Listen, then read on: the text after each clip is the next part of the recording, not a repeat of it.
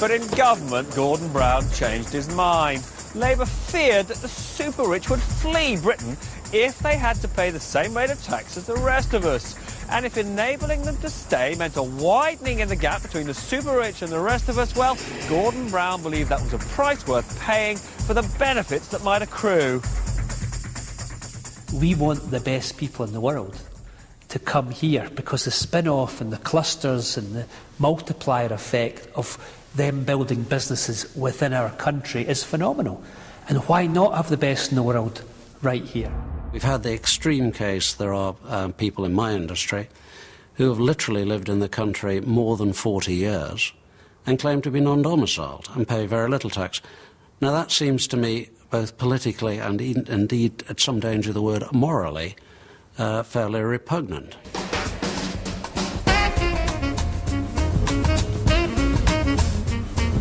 Even some of the super rich began to question whether it's fair that they should be taxed at lower rates than their servants. There's lots of things about my industry I don't like, quite frankly. But I think that, broadly speaking, and I'm speaking personally now, not for my industry, the concept that hedge fund managers pay a lower tax rate on earned income than, maids that clean their office, I think is just palpably absurd. By the start of the 21st century, these two factors, the power of leverage and low taxes for enterprise, gave birth to a new set of business superpowers. Among them are the private equity firms who borrow huge sums of money to buy whole companies. Private equity has demonstrated that if you go into situations in the company sector with clarity of purpose, strong drive, determination, a readiness to pay people incentives to do the difficult things, you can make big returns. And again, you make big returns, particularly when there's lots of cheap money around the place. And the fact that their success was over-amplified and magnified by the macroeconomic environment they were operating in, which made them very lucky and I suspect made some of the rest of us rather jealous. Some of Britain's best-known businesses have been taken over and sold on by private equity for billions in profits. They include the AA, Saga, Homebase and Travelodge.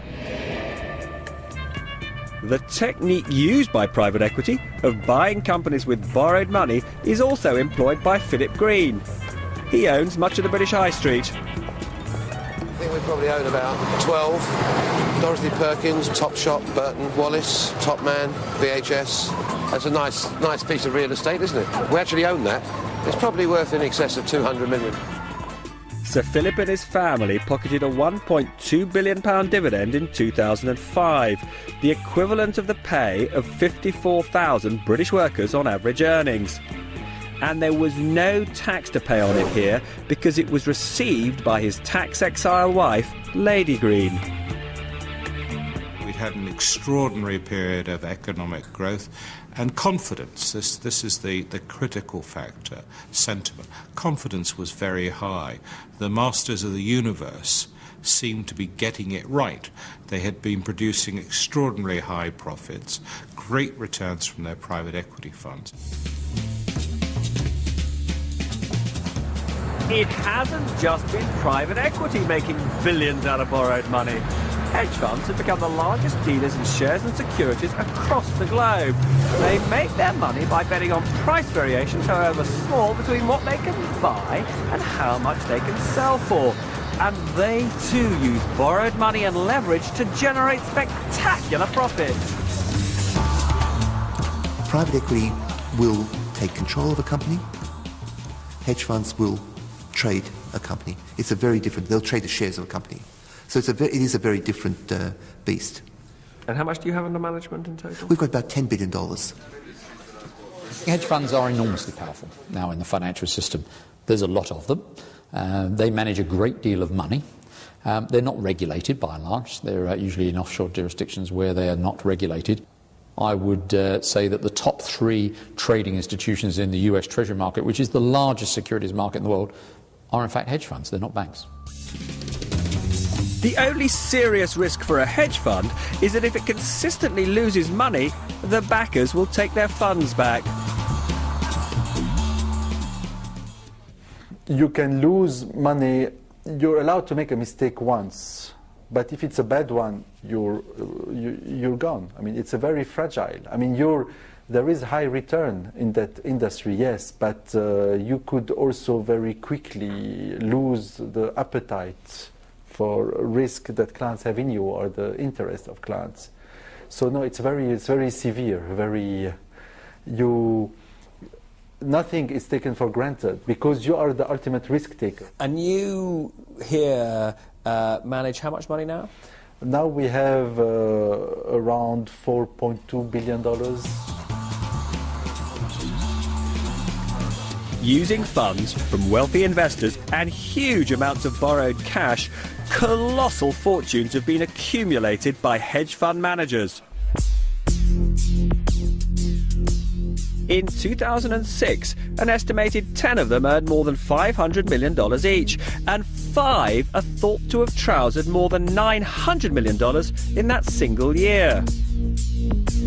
They included George Soros, a consistent winner who famously made a killing when he sold the pound on a colossal scale and helped to force sterling out of the European exchange rate mechanism in 1992. The average person did not get much benefit from the boom, the super boom in the last 20 years. It's really the people like me who have really earned enormous amounts of money. Every soul will know its fate when they arrive at the pearly gate. The spirit of an age can be captured in its art, so perhaps this is the symbol of all that debt-fueled financial excess. Damien Hirst's For the Love of God. The glittering death's head, encrusted with 8,601 diamonds, is said to have been sold to an investment consortium for £50 million. But the details of its sale are shrouded in secrecy, as are so many of the transactions of the new super-rich. What's its intrinsic value? There's quite an argument about that. Who actually owns it? No one seems quite sure. In many ways, the glitter and the ambiguity seems to capture perfectly the spirit of this age of easy money. One reason why so much cash was pouring into the pockets of the stars of the new financial industries was the pay structure they devised. They wrote the rules of the greed game so they couldn't lose, though it turned out that most of us could. The money-making skills of private equity and hedge fund stars were considered so rare and precious that they were able to charge their backers astonishing fees. These new breed of fund managers were performing extremely well for their clients. So if you gave them £1 billion, and if they turned it into £2 billion, that's £1 billion profit. They'd take 20% of that as a success fee.